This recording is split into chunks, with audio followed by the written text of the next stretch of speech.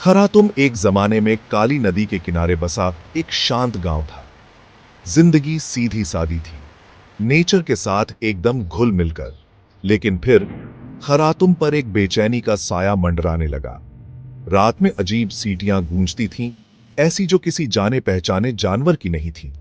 उन्हें सुनकर रोंगटे खड़े हो जाते थे, बड़े से बड़े हिम्मत वाले भी डर जाते थे। हरी बिजली आसमान में कड़कती, जिसमें से खतरनाक एनर्जी निकलती थी।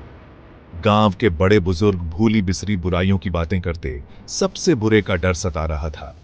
डर अब हर पल का साथी बन गया था। बच्चों की हंसी गायब हो गई थी, आदमी लोग चिंता में झुंड बनाकर खड़े रहते थे। क्या यह कोई श्राप था? क्या उन्होंने देवताओं को नाराज कर दिया था? हवा में अनगिनत सवाल तैर रहे थे, जिनके जवाब किसी के पास नहीं थे। खरातुम की आत्मा को एक पुराने भयानक डर ने जकड़ लिया था। खरातुम के बड़े बुजुर्ग नागलोक की कहानियां जानते थे। नाग जैसे जीवों का एक मिस्टिकल लोक, जो धरती के बहुत अंदर छिपा हुआ था। उसका रास्ता एक गुफा थी, जो सदियों से बंद थी। एक जमाने में इंसानों और बागी नागों के बीच एक भयानक लड़ाई हुई थी। तब समझदार नागराज वासुकी, जो नागों के राजा थे, उन्होंने बीच बचाव किया। गुफा को मैजिकली सील कर दिया गया था, हमेशा हमेशा के लिए। लेकिन भविष्यवाणियों में कहा गया था कि एक समय आएगा जब वो सील कमजोर पड़ जाएगी। खरातुम में हो रही अजीब घटनाएं ऐसी लग रही थीं जैसे वो भविष्यवाणी सच हो रही हो। उस गुफा के अंदर क्या था? कहानियों में नाग जैसे पहरेदारों और डार्क मैजिक का जिक्र था। अगर गुफा दोबारा खुल गई थी तो खरातुम बहुत बड़े खतरे में था। गांव वाले किसी बचाने वाले के लिए प्रार्थना कर रहे थे और उम्मीद कर रहे थे कि ये कहानियां सिर्फ कहानियां ही रहे। ऐसे मुश्किल वक्त में खरातुम अपने हीरोज की तरफ देख रहा था। होकर्स, गांव के सबसे बुजुर्ग, नागलोक की कहानियां जानते थे। भोला, जिसमें बहुत ताकत थी, वो गांव का पक्का वफादार था। मिट्ठू, जो बहुत तेज और फुर्तीला था, जंगलों को अच्छी तरह जानता था। अर्जुनवीर, एक नौजवान योद्धा, अपनी हिम्मत के लिए मशहूर था। साथ मिलकर उन्होंने एक टीम बनाई, जिनका मकसद एक था। होकस पर अपने लोगों की उम्मीदों का भार था। भोला गांव की ढाल था, मिट्ठू ग्रुप की आंखें और कान था। अर्जुनवीर को अपने कंधों पर उनकी उम्मीदों का वजन महसूस हो रहा था। वो जानते थे कि उनका कर्तव्य खरातुम की रक्षा करना और उस अंधेरे का सामना करना है।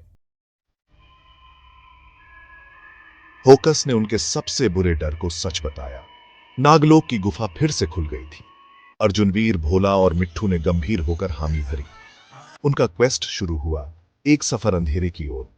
वो घने अनजान जंगलों में आगे बढ़े, जो खतरों से भरे थे।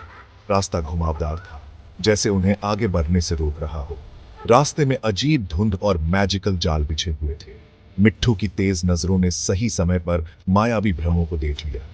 फोकस के ज्ञान ने जादुई धोखों से बचने में मदद की। भोला की ताकत ने रास्ते की रुकावटों को हटाया। अर्जुनवीर के हौसले ने उनका जोश बनाए रखा। जैसे ही वो पास पहुंचे, पुराने पत्थर के पहरेदार जमीन से निकल आए।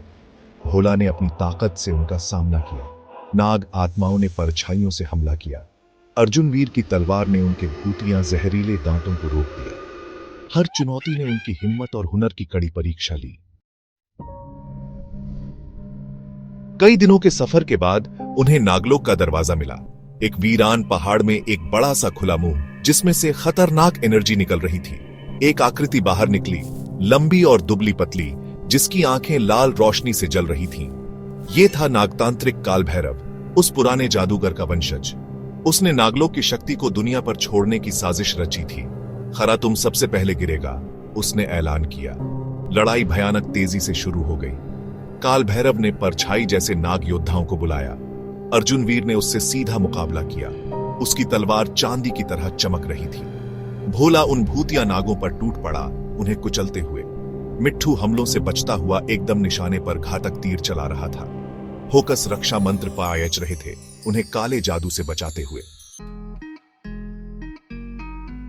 काल भैरव का डार्क मैजिक भारी पड़ रहा था। भोला घायल होकर गिर गया। मिट्ठू को परछाई जैसी लताओं ने जकड़ लिया। अर्जुनवीर बहादुरी से लड़ रहा था, लेकिन थक रहा था। जैसे ही काल भैरव अपना आखिरी स्पेल चलाने वाला था, होकस आगे बढ़े। उनके हाथ में एक पुराना एमुलेट था, जो शुद्ध रोशनी से चमक रहा था। जब तक पुराना धर्म हमारी रक्षा कर रहा है तब तक नहीं, होकस चिल्लाए। एक तेज रोशनी की किरण काल भैरव से टकराई, जिससे उसका मैजिक बिगड़ गया। अर्जुन वीर ने झपट्टा मारा, उसकी तलवार काल भैरव के दिल में घुस गई। नागतांत्रिक चीखा और काले धुएं में गायब हो गया। दम घोंटने वाला माहौल खत्म हो गया। वो जीत गए थे। नागराज वासुकी प्रकट हुए। उन्होंने होकस के बलिदान को पहचाना। उन्होंने अर्जुन वीर, भोला और मिट्ठू की हिम्मत की तारीफ की। तुम लोगों ने एक बहुत बड़ी तबाही को टाल दिया है, वासुकी ने कहा। उन्होंने गुफा की सील को और मजबूत किया और दूसरी बुराइयों से सावधान किया। खरातुम को अपने रक्षकों की जरूरत पड़ती रहेगी। हीरोज जानते थे कि उनका सफर अभी खत्म नहीं हुआ है।